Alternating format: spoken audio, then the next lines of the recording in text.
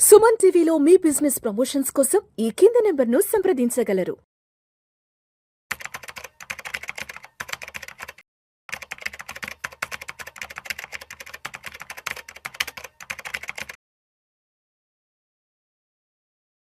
రామచంద్రమూర్తి గారు నమస్తే సార్. నమస్తే విష్ణు గారు. రామచంద్రమూర్తి గారు, గోల్డ్ ఈటీఎఫ్ కి సంబంధించి లేటెస్ట్ అప్డేట్ ఒకటి వచ్చింది సార్, చదువుతాను.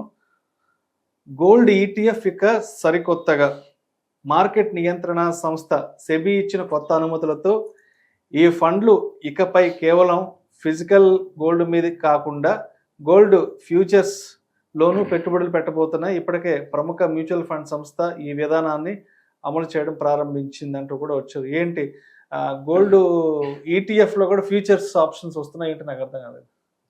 గోల్డ్ యాక్చువల్గా ఏంటంటే ఈ కాన్సెప్ట్ ఎందుకు వచ్చిందంటే మొన్న 2026 స్టార్టింగ్లో గోల్డ్ విపరీతమైన ర్యాలీ వచ్చింది చూడండి.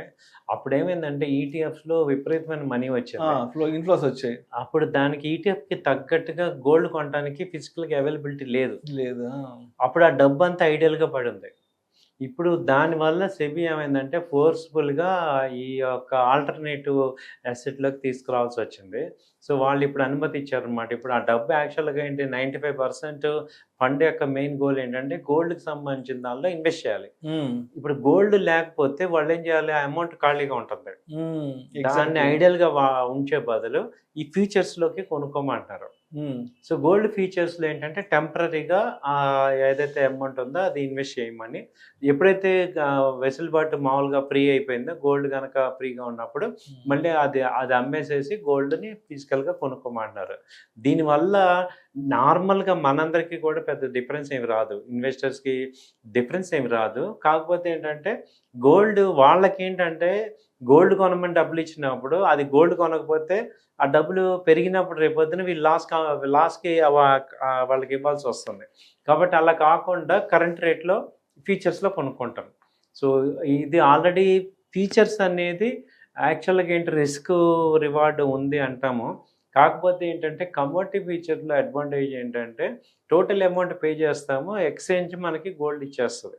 సో కాబట్టి ఏంటంటే వాళ్ళకి గోల్డ్ రిలేటెడ్గా ఫీచర్స్లో ఆప్షన్స్ కాదు, ఓన్లీ ఫీచర్స్లో కొనుక్కోమంటారు. సో అయితే ఏంటంటే ఇప్పుడు దానిలో రిస్క్లు ఏముంటాయి అంటే మ్యాక్సిమం ఏంటంటే రోల్ ఓవర్ రిస్క్ ఉంటుంది. అంటే ఇప్పుడు ఈ కాంట్రాక్ట్ మంత్లీ కాంట్రాక్ట్ అనుకోండి, మంత్లీ అయిపోయాక నెక్స్ట్ మంత్ ఇది అమ్మేసేసి ఇంకోటి కొనాలి కాబట్టి ఆ రోల్ ఓవర్ చేయడానికి ఖర్చు అవుతుంది. కానీ బెనిఫిట్ ఏంటంటే ఇప్పుడు ఫిజికల్గా అవైలబిలిటీ లేనప్పుడు, ఇప్పుడు నా దగ్గర ఒక 100 కేజీలు గోల్డ్ కొనాలి, నాకు ఫిజికల్గా అవైలబిలిటీ లేదు, అది రేపొద్దున రేట్ పెరిగినప్పుడు కొంటే వాళ్ళు ఏదైతే లాస్ ఉందో కస్టమర్కి వెళ్తుంది. కాబట్టి ఆ ప్రాబ్లం లేకుండా 100 కేజీల గోల్డ్ ఇక్కడ మనం ఆన్ స్పాట్ రేట్లో కొనేస్తాం.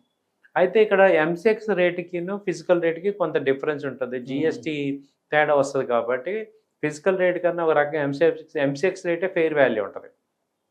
అయితే ఇప్పుడు ఎంసీఎక్స్లో రేట్లన్నీ కూడా మామూలుగా LME London metal exchange base మీద అవుతాయి. కాబట్టి మళ్ళీ అక్కడ హెచ్చు తగ్గులు వచ్చినప్పుడు ఇక్కడ రేట్లో డిఫరెన్స్ కొంత వచ్చే ఛాన్సెస్ ఉంటాయి. ఇవి కొంచెం రిస్క్ రివార్డులు ఉన్నాయి. బట్ ఇదంతా ప్రాక్టికల్గా చేస్తే కానీ దీనిలో మంచి చెడు తెలియదు. అయితే ఈ ఇన్వెస్టర్స్కి వీళ్ళు సెబీ ఇచ్చిన పర్మిషన్ ఏంటంటే వీళ్ళు ఎవరైతే గోల్డ్ ఫండ్ ఈటీఎఫ్స్ వాళ్ళు ఇలా ఫీచర్స్లో చేస్తున్నారో వాళ్ళు ముందే ఇంటిమేషన్ ఇవ్వాలి క్లయింట్కి. ఇష్టమైతే వాళ్ళు యాక్సెప్టెన్స్ చేయొచ్చు, లేదంటే నాకు వద్దు, నాకు ఓన్లీ గోల్డ్ ఫిజికల్గా కావాలంటేనే అది ఆప్షన్ పెట్టుకుంటారు. సో ఆ వెసులుబాటు ఉంది. అయితే మనం చేయాల్సింది ఏంటంటే ఎంత ఫండ్ మన అమౌంట్ నుంచి ఫీచర్స్ కొంటున్నారు అనేది మానిటరింగ్ చేసుకోవాలి. ఒక 10% 20% అంటే పర్వాలేదు, కానీ ఎక్కువ వెళ్ళింది అనుకోండి ఫీచర్స్లో అప్పుడు ఏమవుతుందంటే ఓవర్ వెయిట్ అయిపోయి ఇంబ్యాలెన్సెస్ అయ్యే ఛాన్సెస్ ఉంటాయి. సో అది మనం మానిటరింగ్ చేసుకోవాలి. ఇప్పుడే పర్మిషన్ ఇచ్చింది. దాన్ని అంటే కొన్ని కంపెనీలు ఏంటంటే బ్రోకరేజ్ కోసం లేకపోతే ఇంకో దానికోసం కూడా మిస్యూజ్ చేస్తున్నారా లేదా అనేది కూడా చూడాలి. Right sir. అది సెబీ నెక్స్ట్ మానిటరింగ్ గైడ్ లైన్స్లో చూసుకొని ఒకవేళ ఏదన్నా మిస్యూజ్ అవుతున్నప్పుడు ఆపేస్తారు. ఇక సో తొందరపడి ఇన్వెస్ట్ చేసుకోకుండా ఫర్దర్గా సెబీ నుంచి దీనికి సంబంధించి ఇంకా ఎటువంటి విధి విధానాలు వస్తాయి ఏంటని తెలుసుకొని నిదానంగా ఇన్వెస్ట్ చేసుకోవటం బెటర్. బట్ ఏమవుతుందంటే ఫిజికల్ గోల్డ్కి ఒక లిమిట్ ఉంటుంది. ఇప్పుడు మనకి స్టాక్ మార్కెట్లో ఇప్పటికే 20 కోట్ల మంది వచ్చారు, 140 కోట్ల మంది ఉన్నాం. ఇంకో 10 కోట్ల మంది వచ్చి గోల్డ్ కొంటానంటే గోల్డ్ ఎక్కడుంది? ఇక్కడ పెట్టే ఇన్వెస్ట్మెంట్కి తగ్గ గోల్డ్ అక్కడ కొని పెట్టాలి కదా మన పేరు మీద. ఫ్యూచర్లో రేపు రాబోయే రోజుల్లో ఏమవుతుందంటే ఎక్కువ మంది వచ్చినప్పుడు ఆటోమేటిక్గా ఫ్యూచర్కి వెళ్ళాల్సి వస్తుంది. సో అది ఇటు కాంట్రిబ్యూట్ అవుతుంది, ఎందుకంటే అవైలబిలిటీ ఉండదు కదా. ఇవన్నీ కూడా అవుట్ ఆఫ్ కంట్రీస్లో ఇవి ఎటు జరుగుతున్నాయి. Right sir. కాబట్టి ఇక్కడ కూడా ఇక మనకి ఇప్పుడు స్టాక్ మార్కెట్ మీద కానీ ఇప్పుడు మీరు చూస్తే మొన్న గోల్డ్ ఎంత ఈటీఎఫ్స్, గోల్డ్ ఈటీఎఫ్ ఎంత బాగా వచ్చిందంటే ఇప్పుడు ర్యాలీ ఆగింది కానీ మళ్ళీ ర్యాలీ స్టార్ట్ అయిందంటే విపరీతంగా గోల్డ్ మీదకి వెళ్ళిపోతుంది. సో అలాంటప్పుడు ఏంటంటే ఫిజికల్గా లేదు కాబట్టి ఫీచర్స్ తీసుకోమని వచ్చింది. Right sir. Thank you sir. Thank you so much. Thank you.